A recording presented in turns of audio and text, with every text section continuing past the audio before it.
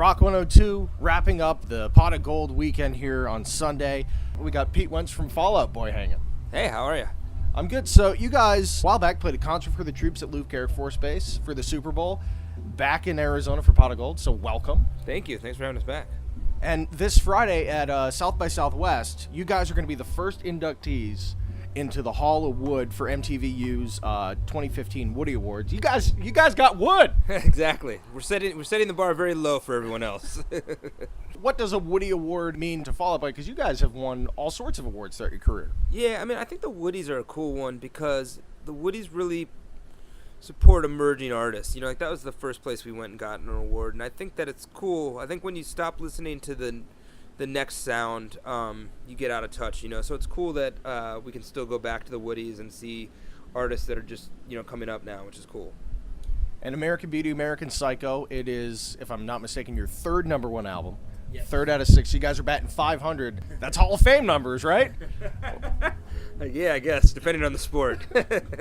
In your opinion, looking at the Hall of Fame, because there's always such controversy with it, Rock and Roll Hall of Fame, is that something that's on the horizon? You're going, damn it, someday we're going to be there? Or is it like, hey, if they do it, great. If not, we're still doing what we're doing? You know, we don't do it for accolades. Like, I think we've always kind of been a people's band, you know, in a weird way. Like, I remember, you know, like reading about Led Zeppelin and, like, you know, whatever critics or whoever thought of them, it was kind of about like what the kids that were coming to their shows thought of them, you know, and that was important. But I have a lot of respect for the Rock and Roll Hall of Fame. I think that it's cool. I always find it interesting to see the list of people that don't have Grammys and people who aren't in the Rock and Roll Hall of Fame or haven't won Oscars. There's always some like interesting exceptions, you know, people who like I really respect and think are cool or, you know. So with the album, you have a good amount of sampling on it in, you know, Tom's Diner, Motley Crue, Too Fast for Love. Who said the Munsters? That's a song, yes! Dude, we were just messing around with, you know, ideas, and the Munsters sample kind of like, I don't remember who put it in, but the Munsters sample was a part of it, you know, and we started playing it for people, and everyone was like, oh, Quentin Tarantino, like Dick Dale, like, you know, or whatever, and we were like, oh, well, people like this thing, but, like, that's not the thing that it is.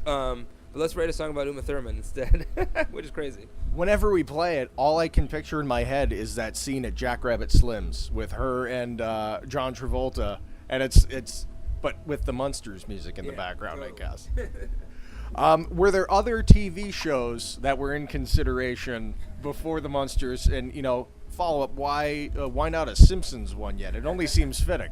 We definitely, I mean, like, I think that, I mean, for me, it's like 80s, 90s sitcoms and, like, TJF shows had, like, crazy good theme music. Like, the Full House theme music, you know, is like, you know, and Step by Step. Like, the theme music is so good.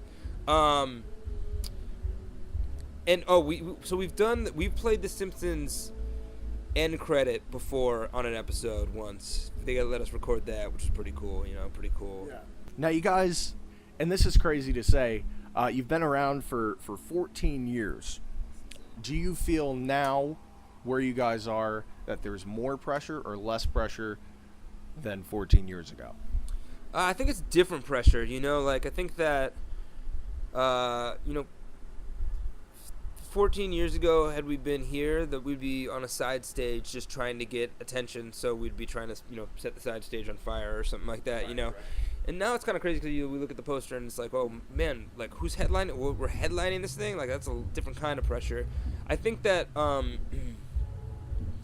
you know, I want to make sure that they're, like, you know, for me, it was like a album, like the Black Album, where Enter Sandman was so pervasive, or Dookie by Green Day, like these giant rock albums that, like, had these songs that were so pervasive that it's like what made me check out other bands and then pick up a guitar. And I think that that's the pressure for us, that's what we're going for. We want to be a band that's a gateway to other worlds for people, you know, and so it's the amount of pressure, I guess, that we put on ourselves, I guess.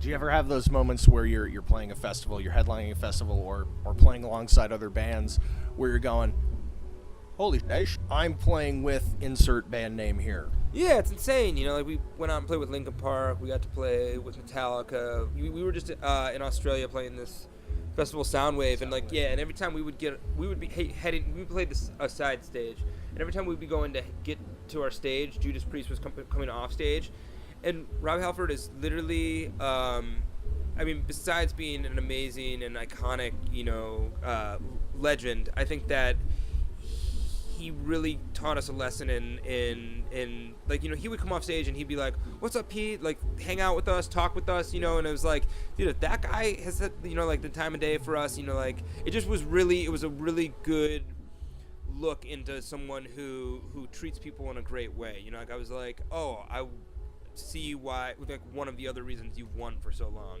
or whatever. So that's cool. Yeah. I think I've saw him in the crowd because he's a Phoenix guy. Halford lives here in the Valley, but I mean that's one thing too that speaks about your crowds out there, is I was posted up at another radio station's tent, just kind of hiding from the sun, but people watching, it's so diverse. It's not like Fall Out Boy is a specific demographic band. You guys appeal kind of across the spectrum, which not a lot of bands can say that. Totally. I mean, I think that it's one of the things that at the end of the day, and we're not here yet, but at the end of the day, the goal is like the band name becomes the descriptor, like when you say, like when people ask like what Metallica sounds like, they sound like Metallica. U2 sounds like U2, I think that's what you're going for as a band at the end of the day, is like people at some point will say like, oh, you sound like your band, whatever. And we have some ways to go, but it's cool to go out and be able to play a festival like this and look into the crowd and see it's like definitely generational spanning, which is kind of cool for us. All right, well, Pete Wentz, thank you very much. I know you're a busy man getting ready for the show tonight. Taking the time. Pot of Gold Festival, Tempe, Arizona, and the new album, American Beauty, American Psycho, out now. Go pick it up if you have not. I think that's the proper pronunciation in the English language. Why not? But you'll definitely hear it on Rock 102 KFMA. Pete, thank you so much. Thanks, dude. Appreciate it.